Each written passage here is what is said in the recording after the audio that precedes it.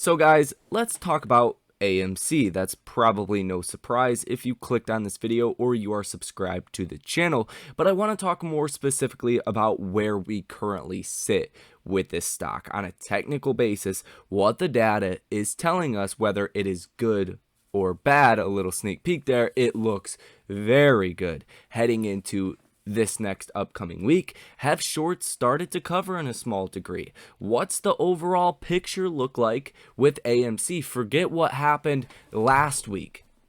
Don't forget that the stock rallied 50%, but what's going to be happening in this next upcoming week? Whether you have positions in the stock, whether I'm looking at getting more positioning in this stock, really just the overall feel for AMC in this current time period that we are in, because it looks very exciting. And I'm not going to lie to you guys, a lot of people might get too jumpy. They might try to play very short-term options, and that's probably not the best thing to do. But from my standpoint, there could be a lot of money to be made by playing this the right way, guys. So let's get straight into this video. Hit that like button and subscribe to the channel if you guys have not already. And really, I don't want to waste your time with the intro. You guys need to enjoy your weekends as well, and that is also very important to do. But nonetheless, let's give you guys a brief recap of what happened in the last week. Let's try to make this 1 to 2 minutes long. Let's not try to focus too much on this, but it's pretty simple, right? You had earnings that came out, and earnings were good. Obviously, earnings, the actual day was November 8th. So it was not this last week, the week before that, but you're still seeing the effect of positive earnings on AMC and a lot of that digestion and, feel for earnings. They could have been a lot worse. They were really, really good. And the biggest problem that AMC has, and I think this is now a overall consensus market view, is not necessarily the debt that AMC has or what's going to happen with the business. It's when do we get blockbuster movies into theaters? That's the problem. People are going out to see movies, but you have so few films that are major films, right? New sequels like Avatar 2 coming out in December or Black Panther Wakanda. You really haven't had movies like that. And AMC put up good numbers even though they didn't have those kind of movies in the last quarter. So the overall consensus of this last week is, hey, earnings were good. The stock, the business, probably going to do well in the next coming quarters because the slate of movies is a lot better. Also, what you seen last week was Wakanda, Black Panther, literally breaking records for AMC. AMC had 4.9 million guests that went to theaters last weekend, and that is also something the markets have been digesting, and that is very positive. AMC, at the same time, that same weekend, seen record food and beverage sales.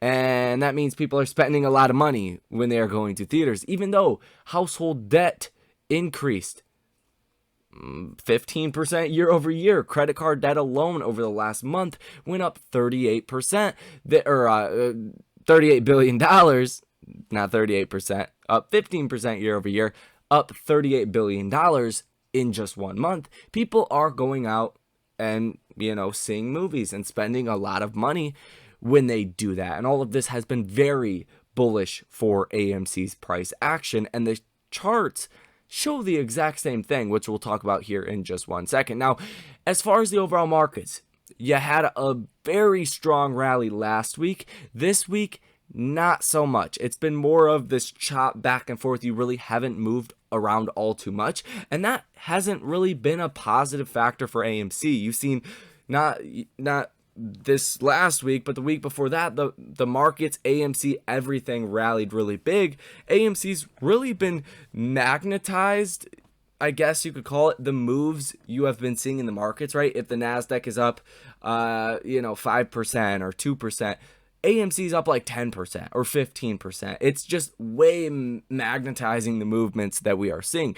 Today, yesterday, on Friday, AMC was up 2.71%, and the NASDAQ was literally break even on the day. So you don't have to see that correlation, but in the last week, you really didn't see, a big positive factor from the markets just being up. You had a lot of Fed speakers that came out and completely crushed the day. Like, talking about 7% terminal rates, Fed bullard, not going to be a good thing for the markets, but AMC nonetheless did very, very well. So that in and of itself, like literally if there was one thing I could say is, even though a lot of stocks are breaking down, hitting more new lows, right? A lot of stocks I own, a lot of stocks you own are in that category. AMC is not. AMC is managing to have these very strong days even when the markets don't. And on a technical basis here, you broke out above the 50-day moving average and you found extreme support at this level. And I call it extreme support because you're literally bouncing at the penny. Really, 2 days of last week and November 14th as well, the beginning of last week, which was Monday, you also found support at the 50-day moving average, the same day after we broke out above it in the first place. So you've really found a lot of support at the 50-day moving average over the last week, and that is insanely positive. And historically speaking, throughout the last 2 years now, every time you have broke above the 50-day moving average and actually held support multiple days at this level, you did continue to go higher. So statistically speaking, since we are holding the 50-day moving average, we're going to go higher. The question is, in my opinion, how high are we going to go? And we really have to look at the data and, kind of how the markets are going to be feeling in this next week to understand how high we could go. But nonetheless, on a technical basis, you just had the double bottom. Look at all these green circles. These are all bullish indicators. You had a red indicator, and that last one was on, what day is this? November 9th, right after earnings, and it was the triple moving average crossover, but that obviously didn't materialize. So you're seeing a lot of bullish indicators that are also flashing. Now, if we take a look at the data behind AMC and take a look at the Ortex data, that's obviously the most important thing we like to look at because it's the best data that we can get on a daily basis of what hedge funds are doing, where the short interest is, where the option activity is, so on and so forth. And if we look at the short interest, really over the last week, it's went down a little bit, but then again, the stock has rallied immensely since earnings. It's rallied 50%. The short interest has went down less than 0.5% since earnings. Now it's sitting at 20.1%. So if you extrapolate that, you'd be looking at a price of AMC in the hundreds of dollars. Now, this rally might continue slow and steady to the upside, or it might be very aggressive. It all depends on how quickly shorts want to get out of their short positions, because at this point, you've been at a cost to borrow rate in active, like people are actually taking out stock at 50, 90, 45% cost to borrow rates over really the whole entire last week. Some of these rates were over 100%, and a lot of these short positions and these cost to borrow rates are adjustable. So over the last couple of months, they've been pretty low overall, 20% cost to borrow to actually actively take out a short position was pretty typical. You've over doubled that and tripled that and 5x that in the last week. So that is obviously going to play a role in things. And you could see the cost to borrow max at 83.42%, cost to borrow minimum at 37.33%, and cost to borrow average at 53.7%, and you do have 103.63 million shares that are still sold short. I think one of the most exciting things is the days to cover as well. That is sitting at about 6. So if shorts want to get out of their short positions, there's not a lot of shares actually available, and I think there's really a lack of shares available, and I think that's why the cost to borrow rates in the first place are going up. Mix that with volatility, boom, you're starting to get the aspects of a massive short squeeze in play here. And what are those aspects of a massive short squeeze? Well, it's a high short interest, which we know is there, a high cost to borrow rate, the lack of availability to actually get your hands on shares, which we clearly do have, especially if 104 million shares needed to be sold short with the share counts that we are currently seeing. It could get pretty dicey for those short sellers in a very quick moment. Just like any time, really. I mean, they're already feeling the pressure, but let the stock go up, it could be GG's for hedge funds in a very short amount of time. Like I said, you got the cost of borrow rates, you got the community still behind AMC, and you're also seeing some very bullish option positioning as well over the next couple of weeks and the next couple of months. If we look at the expiration, which will be this next upcoming Friday, you have 67% of the total open interest held in calls. 32.27% is held in puts. So obviously very skewed to a bullish move in this next upcoming week. And if we take a look at the Stonko tracker data as well, it does corroborate that to a T. You have 15,000 calls that are currently in the money for this next Friday, 70,000 calls that are out of the money, and you do have puts that are in the money at 10,000 and puts that are out of the money at 31,000. Unfortunately, we will not know how much of essentially 220,000 options that expired and some that were in the money this Friday. How many of those contracts will be rolled over to next Friday until we get to Monday and this data does refresh? You could obviously go through and count them all. I'm sure, 40, 50,000 contracts at least were rolled over into next week. So it's going to look even better coming on Monday. Long story short, things are looking very good for AMC. We don't have a lot of economic data in this next upcoming week besides the Fed minutes, which will come out, I believe, on Thursday. Let's go ahead and take a brief look at what's actually going to be happening in this next upcoming week. As far as when the Fed minutes are going to come out, I don't think it's on Wednesday. But you do have durable goods orders month over month for October at 9:30 a.m. on Wednesday, and that could be pretty important. New home sales for October coming out at 11 o'clock on Wednesday, and I do believe, is it Tuesday? I know you do have the Fed minutes that do come out next week.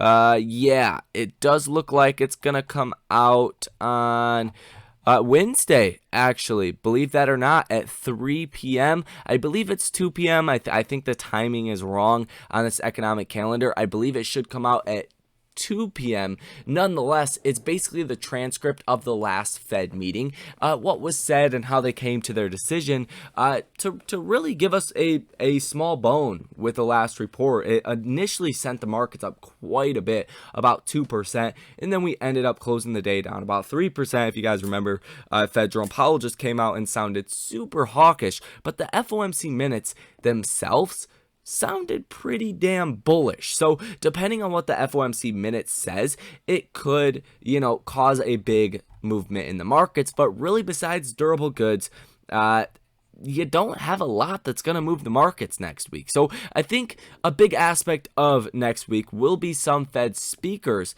that will talk, which obviously I think we've gotten a lot of that hawkish verbiage out of the way. A big thing to keep in mind is the Fed clearly does not want to see the stock market rally at all. So I think every chance they get, they're going to be overly hawkish, like much more hawkish than they need to be. And that will definitely continue to, play a role and keep the stock market tamed, right? You do have the trends of just being seasonally bullish after midterms, number one, but also in the holiday season. You tend to get that Santa Claus rally, and we'll see if that does start to actually take hold, but it's too early to actually forecast that. But I overall expect a lot of volatility. Now, I don't necessarily expect a move down in the markets to affect AMC in a big way. You don't have to see that correlation, and just like we seen on Friday, the stock was up almost 3%.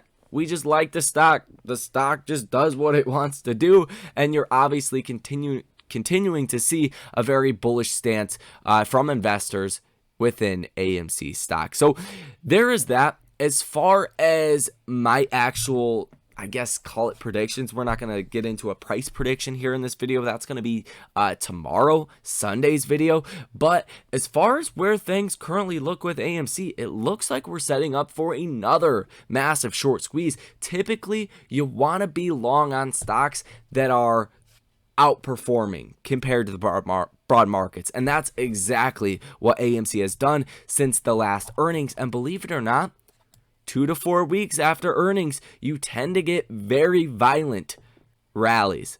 Take a look in August, right? You had earnings on August 4th. You peaked out about, call it, 4th, peaked out the 12th. You peaked out about 8 days later, and the stock went parabolic, over a 100% gain in about 2 weeks' time. Same thing back here in March. Look what happened then. You initially sold off after earnings a little bit, and then within the next month, within the next 30 days, you went from $8 a share all the way up to the high at about $21 per share. The time in November 2021, it did not play out that way, but back here in August of 2021, went through another parabolic rally. Right here in May of 2021, as you guys know, went through a parabolic rally. Even before that, guys, in March of 2021, you went through another 100% rally after earnings. So you do tend to get these very strong rallies after earnings.